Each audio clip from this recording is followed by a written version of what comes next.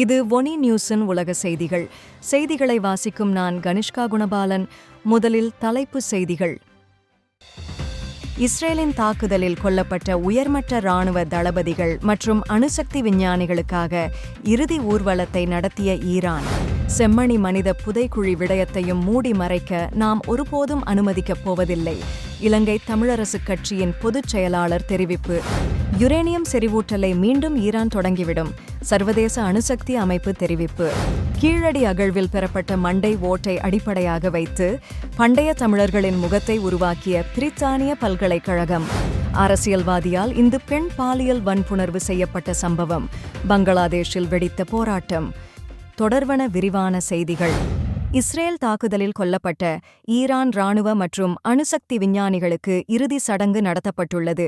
இஸ்ரேலின் அண்மைய தாக்குதல்களைத் தொடர்ந்து அதில் கொல்லப்பட்ட பல உயர்மட்ட இராணுவ தளபதிகள் மற்றும் அணுசக்தி விஞ்ஞானிகளுக்காக ஈரான் துக்ககரமான இறுதி ஊர்வலத்தை நடத்தியது. அணு ஆயுதங்களை ஈரான் உருவாக்குவதை தடுக்கும் நோக்குடன் இஸ்ரேல் இந்த தாக்குதல்களை நடத்தியதாக கூறப்படுகிறது. இஸ்ரேலின் தாக்குதலில் உயிரிழந்தவர்களில் மேஜர் ஜெனரல் முகமது பாகேரி, தளபதி ஹுசைன் சலாமி மற்றும் அணுசக்தி விஞ்ஞானி முகமது மெஹ்தி தெஹ்ரான்சி ஆகியோர் அடங்குவர். அறிவிக்கப்பட்ட போர் நிறுத்த காலத்தின்போது ஈரான் அரசு இந்த நபர்களுக்கும் மற்ற பலருக்கும் இறுதி மரியாதை செலுத்தியது. நேற்று காலை தலைநகர் தெஹ்ரானில் நடைபெற்ற இறுதி ஊர்வலத்தில் ஆயிரக்கணக்கான பொதுமக்கள் கலந்து கொண்டனர். நாட்டுக்காக தங்கள் உயிரை தியாகம் செய்தவர்களை மரியாதை செலுத்தும் வகையில் இந்த ஊர்வலம் நடத்தப்பட்டதாக ஈரானின் அரச தொலைக்காட்சி செய்தி வெளியிட்டுள்ளது. யாழ்ப்பாணம் செம்மணியில் அண்மையில் கண்டுபிடிக்கப்பட்ட மனித புதைகுழி தொடர்பாக இலங்கை தமிழரசுக் கட்சியின் பொதுச் செயலாளர் சுமந்திரன் கண்டனம் தெரிவித்து இது தொடர்பாக உண்மை வெளிவர வேண்டும் என வலியுறுத்தியுள்ளார். சுமந்திரன் கூறியதாவது: மன்னார் மற்றும் கொக்கு தொடுவாய் பகுதிகளில் கடந்த காலங்களில் கண்டுபிடிக்கப்பட்ட மனித புதைக்குழிகள் கைவிடப்பட்டது போன்ற நிலைமை இப்போது செம்மணியிலும் ஏற்படக்கூடாது. இதனை நாம் ஒருபோதும் அனுமதிக்க மாட்டோம் என்றார். இலங்கையில் பொறுப்புக்கூறல் தேவைப்படும் சூழ்நிலையில் மனித புதைக்குழிகள் மிக முக்கிய ஆதாரங்களை வழங்கக்கூடியவை என்பதை குறிப்பிட்ட அவர், உண்மையை தேடிச் செல்ல விரும்பினால் இந்த புதைக்குழிகள் சரியான முறையில் விஞ்ஞான ரீதியாக ஆய்வு செய்யப்பட வேண்டியவை என கூறினார். அணையாவிளக்கு போராட்டம் அறிவிக்கப்பட்டதிலிருந்து தங்களது கட்சியினர் பலர் கட்சி அடையாளங்களை புறக்கணித்து போராட்டத்தில் கலந்து கொண்டதாகவும் தான் வெளிநாட்டிலிருந்த காரணத்தால் நேரில் வர முடியவில்லை என்றும் அவர் விளக்கினார்.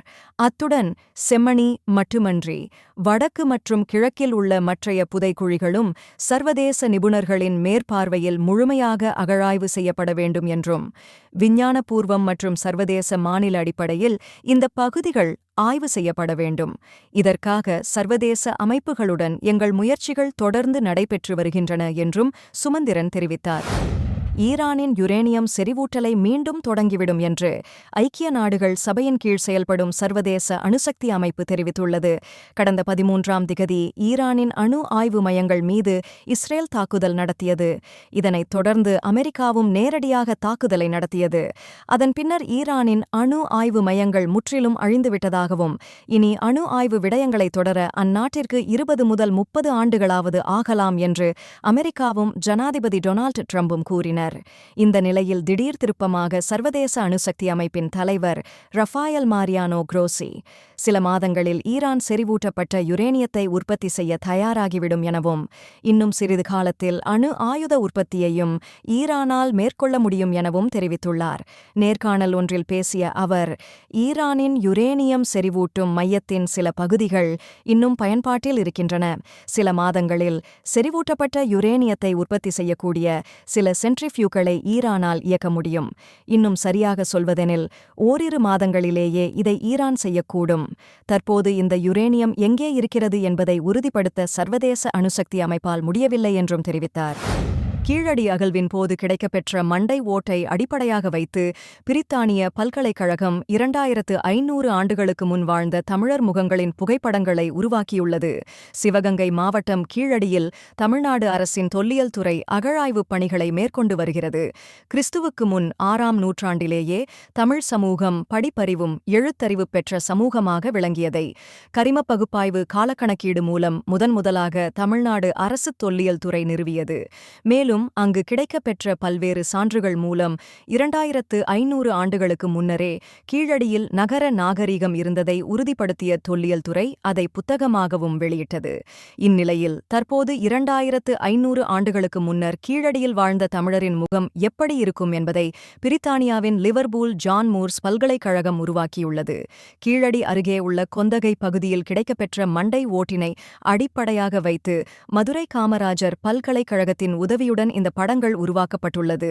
முகத்தின் மேற்பகுதி அங்கு கிடைத்த தொன்மங்களில் அடிப்படையிலும் கீழே தாடை போன்ற பகுதிகள் தொழில்நுட்ப உதவியுடன் அமைக்கப்பட்டுள்ளன. மேலும் அங்கு கண்டெடுக்கப்பட்ட எலும்பு பகுதிகளிலிருந்து DNA ஆய்வுகளும் மேற்கொள்ளப்பட்டு வருகின்றன. இது பழங்கால தமிழர்களின் வழித்தோன்றல்களை கண்டறிய உதவும் என மதுரை காமராஜர் பல்கலைக்கழகத்தின் மரபணுத்துறை தலைவர் பேராசிரியர் குமரேசன் தெரிவித்துள்ளார். வங்கதேசத்தில் ஒரு பாலியல் வன்புணர்வு சம்பவம் பெரும் அதிர்வலைகளை ஏற்படுத்தியுள்ளது. குமிலா நகரத்தில் 21 வயதுடைய ஒரு இந்து பெண் பாலியல் வன்புணர்வு செய்யப்பட்ட சம்பவம் தற்போது நாட்டை உலுக்கியுள்ளது. இந்த சம்பவத்தில் வங்காளதேச தேசியவாத கட்சி உறுப்பினராக கூறப்படும் ஃபசோர் அலி உள்ளிட்ட 5 பேரை போலீசார் கைது செய்துள்ளனர். இவர்களில் 3 பேர் குற்றச்சாட்டுகளின்படி அந்த பெண்ணின் புகைப்படங்களையும் காணொளிகளையும் சமூக ஊடகங்களில் பகிர்ந்ததற்காக கைது செய்யப்பட்டுள்ளனர். இச்சம்பவம் ஜூன் 26 நிகழ்ந்ததாக தகவல் வெளியாகியுள்ளது. மறுநாளான ஜூன் 27 பாதிக்கப்பட்ட பெண் எழுத்துப்பூர்வமாக முறைப்பாடு அளித்ததை அடுத்து பெண்கள் மற்றும் சிறுவர்கள் அடக்குமுறை தடுப்புச் சட்டத்தின் கீழ் வழக்கு பதிவு செய்யப்பட்டுள்ளது. முராத் நகர் காவல்துறை தற்போது விசாரணையை முன்னெடுத்து வருகிறது. இந்த கொடூர சம்பவம் குறித்து டாக்கா பல்கலைக்கழக மாணவர்கள் பெருந்திரளாக தெருக்களில் இறங்கி போராட்டங்களில் ஈடுபட்டு குற்றவாளிகள் மீது உடனடி நடவடிக்கை எடுக்கப்பட வேண்டும் என்று கோஷமிட்டுள்ளனர். மேலும் வங்கதேசத்தில் முன்னாள் பிரதமர் ஷேக் ஹசீனா பதவியிலிருந்து நீக்கப்பட்டதிலிருந்து இந்துக்களுக்கு எதிரான தாக்குதல்கள் பெருகியுள்ளதாக குற்றச்சாட்டுகள் எழுந்துள்ளன. நீங்கள் இதுவரை கேட்டது ஒனி நியூஸின் இன்றைய பிரதான செய்திகள். மேலும் இதுபோன்ற செய்திகளை தொடர்ச்சியாக அறிந்து கொள்ள ஒனி நியூஸுடன் இணைத்திருங்கள். வணக்கம். ஒனி ஆப்புக்கு வரவேற்கின்றோம். உலகம் முழுவதும் உள்ள தமிழர்களை இணைக்கும் ஒரு தமிழர் தளம்.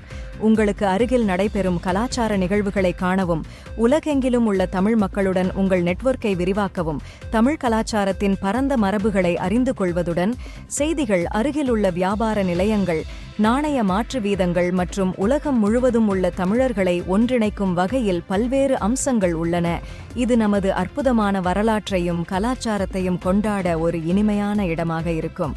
இப்போதே ஒனி ஆப்பை பிளே ஸ்டோர் அல்லது அப் ஸ்டோரில் டவுன்லோட் செய்யுங்கள்.